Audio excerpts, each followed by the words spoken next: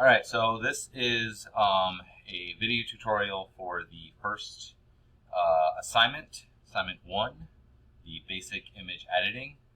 Here what I'm going to do is just cover how to just do a real quick photo adjustment, because there's 3 parts to this. You have to turn in the original image, an edited version of it that you just enhance it overall, and then a third version which is just creative, which honestly, just do whatever you want. What I would say is just do too much. If you do too little, like, oh, I made the eyes blue or something, I don't know, it looks like you spent no time. But if you make them look like Hulk and there's like, he's shooting lasers out of his eyes and, I'd rather you did too much. The whole idea is just for you to explore it. This first one we're going to grade pretty leniently, to be honest. So it's just what you need to explore. Like, if you don't do a lot, you're not going to get as good grade as doing a lot. All right, so anyways, this is just going to cover the adjustment one, and then I'll make another video for creative. So first thing you need to do is find an image. So it should be of you or somebody. I don't know what this is. Go ahead. Okay, somebody's using that. It should be of you or somebody you know, but of a person. So these are my kids at soccer last year. Obviously, it's pre-corona, but it's just a general picture. The quality's not super great. I am not a photographer, and you are not required to be either. So I'm just going to make some adjustments to this and try to make it look a little bit better than the original. Okay, so what I'm going to do first is I'm just going to rename this, and we'll just call it original. Okay, and then we'll make another one. We'll call it extra crispy. So we're going to go ahead and let's go ahead and we're just going to open that up. So I open up Photoshop, and then we're just going to go ahead and open that. We're going to open up the original. There it is, in all of its glory. Okay, so right from the get-go, the very first thing that you should do when you're working on your projects is to duplicate the layer. Okay, so with it selected, I can hit Control-J, or you can right-click on it and go Duplicate Layer, and we will call this new layer Enhanced. You know how to spell? Enhanced. You can also click and drag it onto the new layer button, which is this button right here. So go ahead and delete that. I'm going to rename, double click on it, and we're going to rename this one just the original. Okay?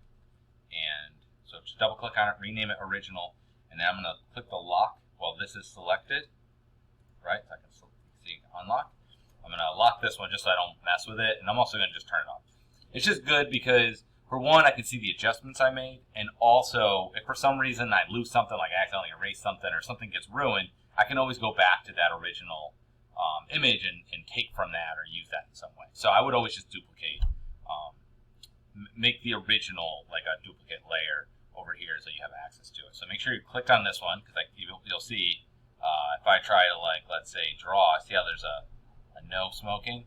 It's because I'm on that layer. So make sure you're on this one, and now I'm allowed to draw. Okay, so that's the first thing. Second thing you're pretty much always going to do is to crop the image. So you're going to notice that every assignment, I'm going to require you to basically crop it to 6:9 at 300 ppi. Now the reason why we use that resolution specifically is that is kind of like a standard photography resolution. Typically you want all images that are going to be printed, meaning, like, you're going to edit it and then give it to somebody as photographs. You want 300 ppi, so pixels per inch. So it means if you take a square inch, there's 300 pixels in there. That's about what we consider good enough resolution for people that they don't really see it. So we want to do 300 ppi is regardless of what size you make, but I'm just going to do 6:9 at 300 ppi. So right now, yours is probably set, after you click on the crop tool, it's probably set to ratio. And that just means you can kind of, free willy it here, but that's not what I want to do. I want you to switch it to width, height, resolution. So what that does, it lets you dictate the width and the height, and then what the pixels per inch are. So what you're going to do is you want to type in 6, and then make sure you put IN, okay? Maybe even 6 space IN. And then over here, type in 9 space IN. Now, the reason why we have to write IN is it means inches. If you don't put that in there, sometimes it'll know it's inches, sometimes it'll make it pixels, and you'll actually literally have a picture. It'll cut the whole thing down to 6 pixels by 9 pixels. which is ridiculous. And then for this, the last one, that's the resolution. So we're going to say 300 ppi. Okay, so that means it'll be 6 inches, but it'll be times that 300. So it means there'll be 18 pixels going across this way, and it'll be 9 inches tall, but it'll be 300, so it'll be 2,700 pixels is actually what the image is going to be. Now, you might not want it what we call portrait. You might want it landscape. You could switch these numbers. You can also just click on this button, and that will automatically flip-flop it for you. I'm going to keep mine portrait just because, you know, that looks like a portrait. And so then what you want to do is, what this is going to do is the same thing as cutting the image. So we're just going to cut out and get rid of everything else. So I'm just going to just try to make some adjustments. So you just grab one side. You can grab the other side. You can click in here and drag the picture around. So I'm going to try and just cut in to my kids. Generally speaking, the way that, let's green tangents, the way that you want to frame your shots is that you want to get as close to the subject matter that you can, while not excluding anything. That's typically, now there's other factors in that, but if you're looking for just default, that's typically what you want to do. And the reason why is that the closer you are to something, the more intimate it is. The more you see, the more you reveal, you know, the closer you feel to the image. So anyway, I'm going to cut about this close. It's fine. And then I'll hit enter, or you can hit there's a little checkbox up here. It's not anymore, but it was there. And then I'm going to, so now you can see it like, it's kind of like zoomed in. Unfortunately, the resolution of this wasn't super high to begin with. I don't know what it was. I don't remember, but it wasn't great. So I'm zoomed in. So to zoom in and out, there is this thing here. So you can click on the magnifying glass that will zoom in. And if you hold Alt and click, it'll zoom out. Or what's a little bit quicker and easier is you just do Control plus and minus, which works in most programs. Like even if you go to a website and you can't read it, if you just hit Control plus and minus, it'll actually make the website bigger and smaller. A lot of programs have that built into it, so this one does as well.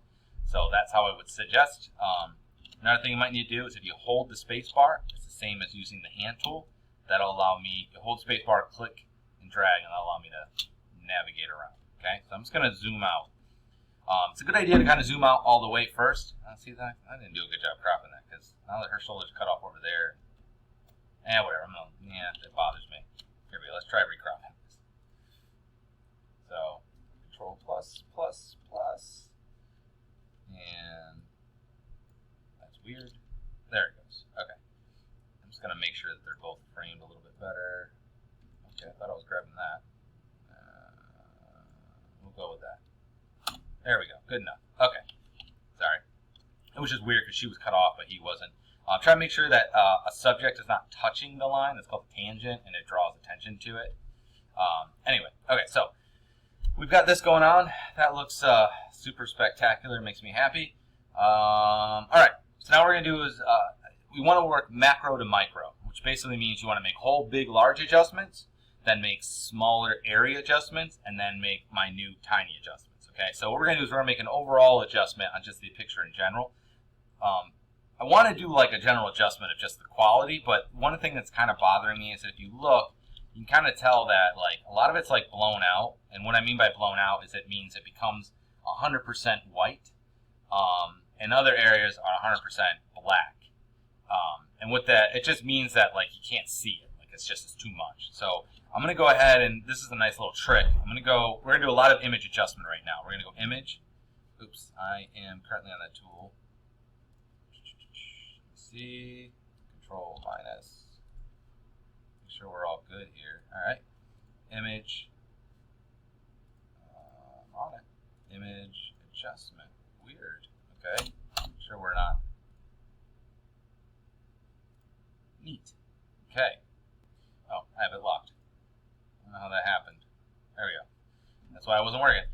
Image adjustments, and we're going to go to this shadows highlights. Basically what it's going to do is it targets the shadows and it targets the highlights. So what I'm going to do is I'm going to take my highlights and I'm going to bring them this way, and you're going to see that anything that's kind of blown out within reason. If it's 100% white, it can't bring that back. There's just no way.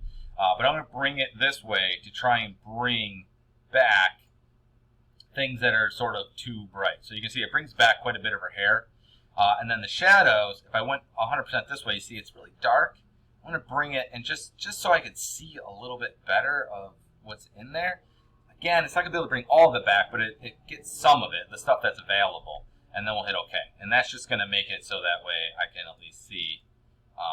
You see how it originally looked like, and now you can kind of see. Not super happy with the quality, but at least I have that stuff, and I can make adjustments from there.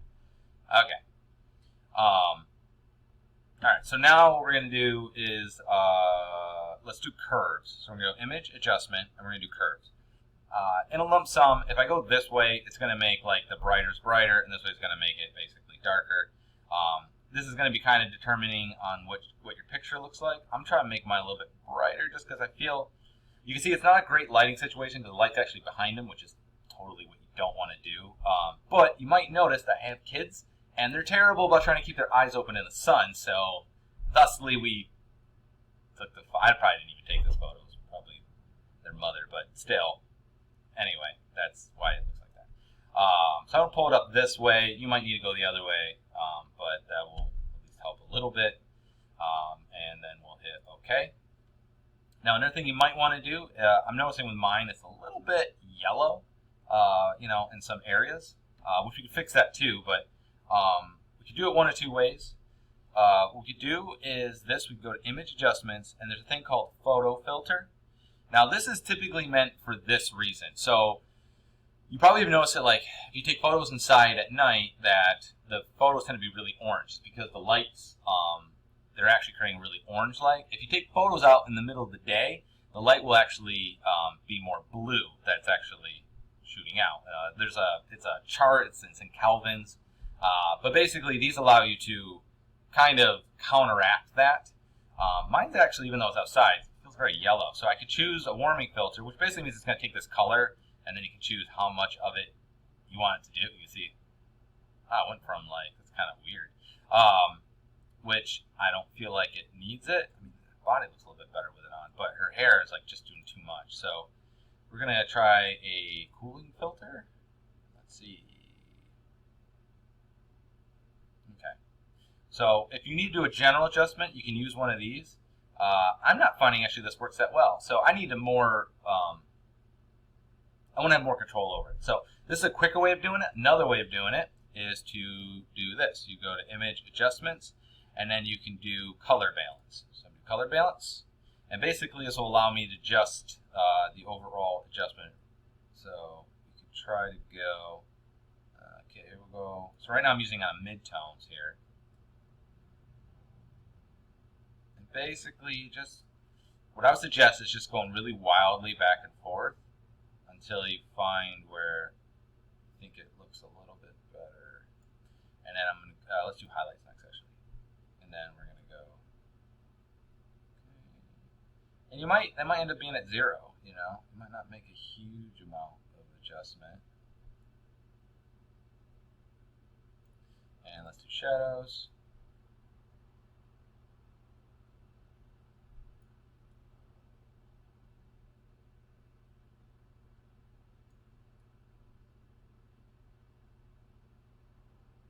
Now you can actually get kind of a look out of this, and then we'll just hit OK.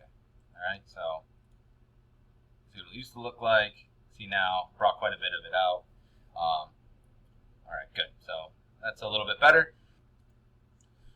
So yeah, what you're going to want to do now is you might need to either blur or sharpen the image. It kind of depends on the image itself. So if you need to blur it a little bit, like it's just jackety, you could go to blur, and then there's this smart blur, and then I'm just going to control, oops, not in there, I want to go in here, control plus, it's doing it here. Okay, so they gave us a preview up here. I guess I'll just control plus plus. So what you're going to see is as we take this threshold down a bit,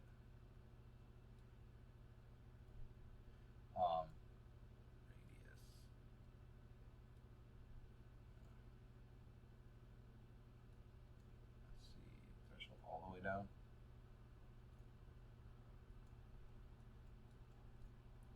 It's making, you can kind of see it as we bring this radius up, but basically it'll blur it. But it's smart blur, so it's a lot more subtle. It isn't going to just generally go and blur the whole thing out. So you might need to do that. In my case, I don't really need to do that as much. My problem is I actually need to sharpen it, and I only need to sharpen it because the image quality is basically so poor. Because kind of what I did was I took a picture that was too small and actually made it bigger when we did the cropping. So I'm going to go to filter and I'm going to do sharpen, and we're going to do smart sharpen. And take this all the way down, try to see if you can see it. Let's go all the way up. I don't know if you can tell. I don't know if it's showing up in the thing, but basically it'll sharpen it up a little bit. But I don't want to go too far with it. Let's take the radius down too. Down even more. I'm just going to sharpen it just a little bit. Is it okay? So it'll just make the edges a little bit more defined, just because it got a little bit blurred through, the scaling and stuff, kind of, which you don't usually want to do. Okay, so we've done general overall adjustments. Now what I want to do is kind of control areas. Okay, so I'm going to try and control the background and maybe the foreground, and work from there. Okay, so we can do this a couple different ways. Let's first just tackle the background, just because it'll be easier to do. Now, there are a lot of different selection tools. I am just going to use the worst one because I'll teach you the selection tools later on. Actually, you know what? Let's just go ahead and use the magnetic. We're going to use the magnetic lasso tool. So to get to it, you click and hold and go to magnetic lasso. And then all you're going to do is you're going to start at the bottom of your picture. So I'm just going to click. And I only click once, and I'm just dragging up and around my subject here. And it's not going to be perfect, but this is our first attempt. And I'm going to click every now and then just to kind of help it. But I'm going to try and more or less go around her.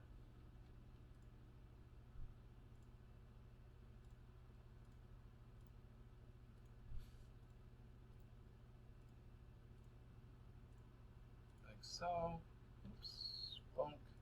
And if you hit backspace, it'll bring it back 1 point. So you see how it's automatically making points here? And when I click, if I hit backspace, it'll get rid of that last one that I clicked on or the last one that was created.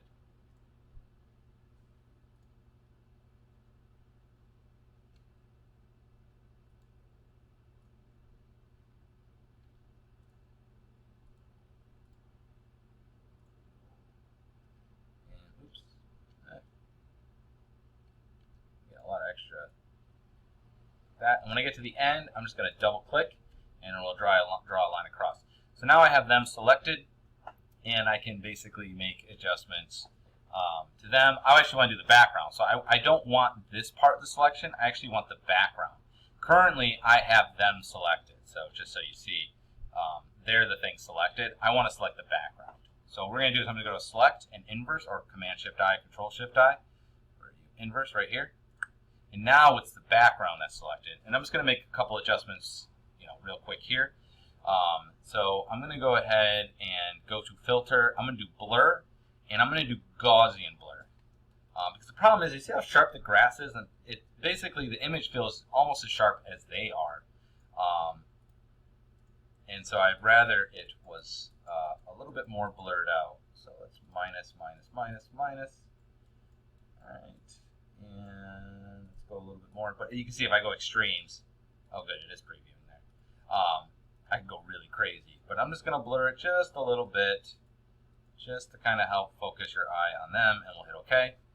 And then I'm also going to do image adjustments, and let's do curves on this guy as well.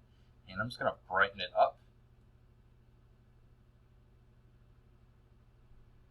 Because if you remember aerial perspective, typically what happens is that things in the foreground have more contrast, right? And then things in the background typically have less, which means that basically foreground elements are both brighter and darker at the same time, while the back gets more kind of desaturated. So if I lighten it up, it'll actually kind of desaturate it in a way and help make them stand out better. So then I'm just going to pull it up a little bit, hit OK. And then that's probably good enough. Okay, so now I want to grab just them. I can do this a couple different ways. I could just hit Command or Control Shift I, go select inverse, since I already have them selected. And now we're just going to kind of do the same thing, but with them. So we'll go Image, Adjustments, and let's try using curves again, and see if this gives us. I'm just going to pull it down a little bit to make them a little bit darker. That way they'll read a little bit better because they feel a little blown out still. And then we'll hit OK. I'm going to, what else do I want to do?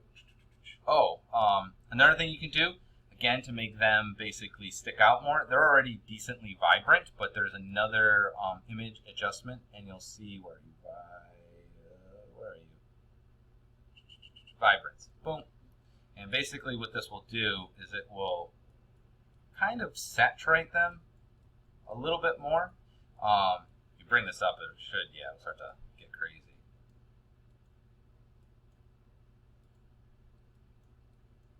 But we'll bring it up a little bit just to make them kind of glow a little bit more.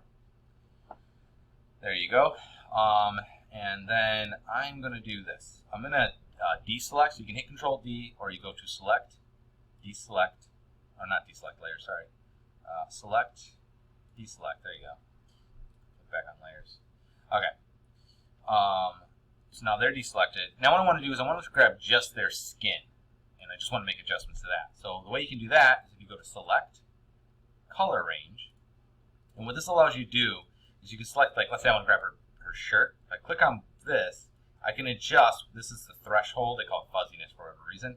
And if I go all the way, now any adjustments I make, it's going to make a selection based on this color, right? So don't do this. I'm showing you. If I hit OK, and I can go like Image Adjustments, and I could do Hue Saturation, Colorize, and I could make her, on the whatever the different team colors. See what I'm saying? So it'll look for those colors, and it'll select them. That's obviously not what I want to do. There's another option here though, Color Range. Let's make sure I control D. Clear my selection first. Select Color Range. And what we're going to do is we're going to choose Skin Tones. And it's going to look for skin. And what you want to do is basically throw this threshold down to the point where it's selecting them, but not hopefully other things. Depending on where you're taking the, where the photo is taken, it will work better or worse. Then we'll hit OK. And now I can make adjustments to just that. Now you can see it's kind of hard because I can't, when I go to make these adjustments, it's going to be hard to see because I got what we call the marching ants. So in order to turn that off, you could just go to it's Control H. I don't know where. View. Yeah, here we go. Turn extras off, and that'll turn off. The selection's still there. Turn that back on later because you're going to want it on. But selection's still there, but now I don't see it basically. And so now I can go to Image Adjustments and maybe do exposure. Let's say. So pull this gamma correction up a little bit just to like get a little bit more. This will brighten it.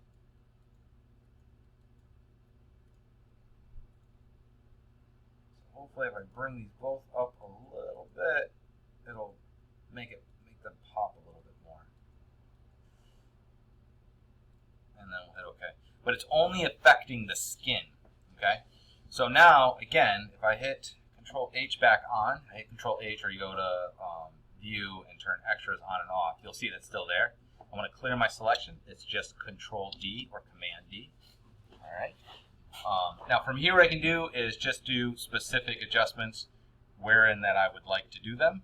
So we could do dodge and burn. So that would basically allow me to, we'll leave that alone. This is good enough. So you can see there's my general adjustments. You can see what it used to look like, and now it's much brighter, basically, is what we were going for. A little too saturated, really. But anyway, I just kind of wanted to go through the breadth of tools, because obviously, depending on what yours is specifically, you're going to need to make those adjustments to yours. But that should just do a quick general adjustment on this. There's better ways of doing it. So for some of you that have experience with it, obviously we would use the adjustment layers because that's non-destructive, but I just want you to see that these are up here. But yeah, so when you're done with this one, what you're going to want to do is save it. So I'm just going to go ahead and save this. I'm going to save it a couple of times. So what we're going to do is we're going to File, Save As, and we will call this one not original, but we'll call it adjusted image, okay? .psd is what it should be. And we'll hit OK. And then we're going to save it again. So Control-Shift-S or File, Save As, or Command-Shift-S. And this time I want to save this as a JPEG. JPEG image, and just leave it as adjustedimage.jpg and hit Save. Okay? Good. All right. And that should be good. So now what you're going to see is what we have currently is the adjusted image. We have the original image here. Okay? I have the adjusted image as a JPEG. Both these are JPEG, and then I have the PSD. Okay? And then on the next video we'll do the creative one. That one should actually be quicker because I'm just going to show you a bunch of things you can do, and it's really up to you to just kind of play around with it. All right. So good luck.